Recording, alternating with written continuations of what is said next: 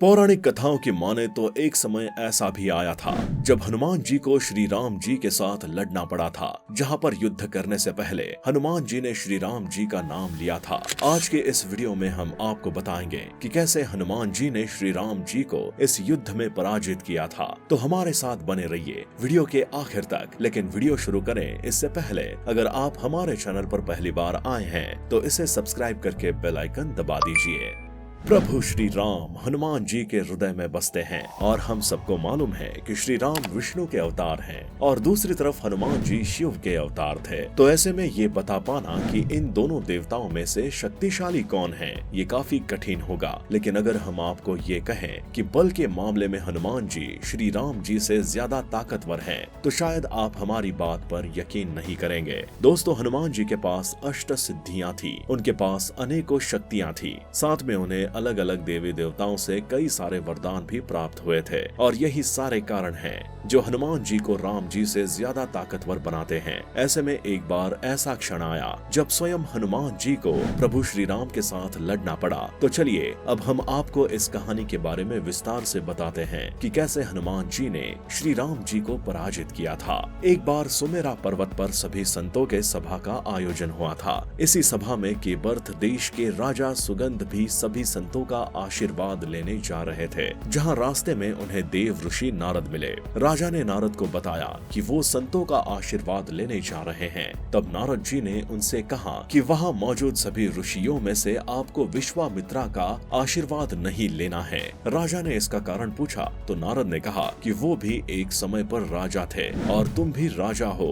राजा ने ऐसा ही किया, जिसके बाद विश्वामित्र काफी क्रोधित हो गए। बाद में वो श्री राम जी के सभा में पहुँचे, जहां पर राम जी ने उनके क्रोध की वजह पूछी, जिसके जवाब में विश्वामित्रा ने कहा कि राजा सुगंध ने उनका अपमान किया है। विश्वामित्रा ने श्री राम जी को कहा कि अगर वो उन्हें गुरु मानते हैं तो उनके चरणों की सौगंध खाएं और राजा के सर को उनके चरणों में रख दें। श्री राम जी ने ऐसी ही प्रतिज्ञा ली। उधर दूसरे ही पल राजा सुगंध को जब ये पता चला कि स्वयं श्री राम उनका वध करने आ रहे हैं, तब वो नारद जी के पास गए और उनसे सलाह मांगी। तब नारद जी ने कहा कि उन्हें अंजनी माता के पास जाना चाहिए, वही उनका वध होने से रोक सकती हैं। राजा सुगंध अंजनी माता के द्वार पर पहुंचकर रोने लगते हैं, जिसे देखकर अंजनी माता ने उनके रोने की वजह पूछी। वो बताते हैं कि विश्वामित्र उनका वध करना चाहते हैं। ऐसे में अंजनी माता ने उन्हें प्रतिज्ञा दी कि मेरा बलशाली पुत्र पवन पुत्र हनुमान तुम्हारी रक्षा करेगा।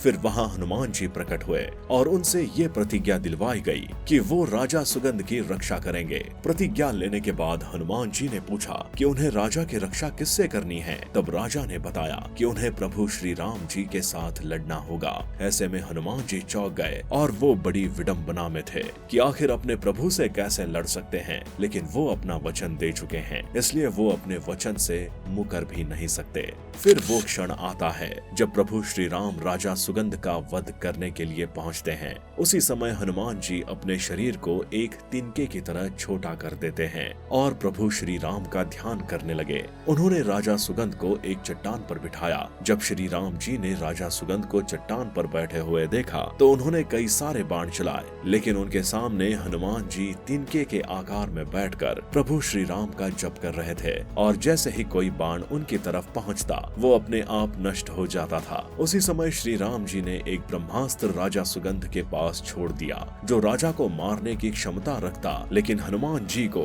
ऐसे में हनुमान जी ने अपना आकार वापस से बड़ा कर लिया और ब्रह्मास्त्र उनके शरीर में समा गया।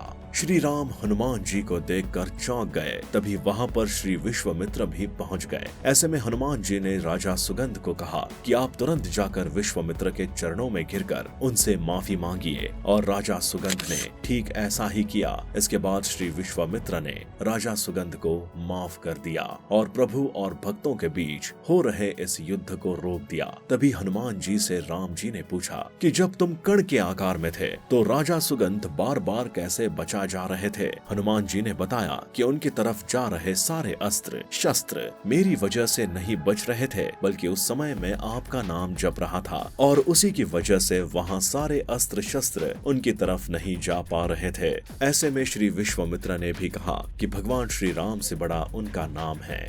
तो दोस्तों, इस घटना से आप साफ तौर पर अंदाजा लगा सकते हैं कि भगवान श्री राम से बड़ा उनका नाम है, जिसकी वजह से हनुमान जी को असीम शक्तियां प्राप्त होती हैं। लेकिन बल की बात की जाए तो हनुमान जी के पास पहले से ही अष्ट सिद्धियां मौजूद हैं और साथ ही साथ उन्हें नव विधियों का दाता भी कहा जाता है। आपको ये वीडियो कैसी लगी, इसके बारे में हमें जरूर बताएं और ऐसे ही और वीडियोस को देखने के लिए हमारे चैनल हनुमान भक्त को सब्सक्राइब करना ना भूलें।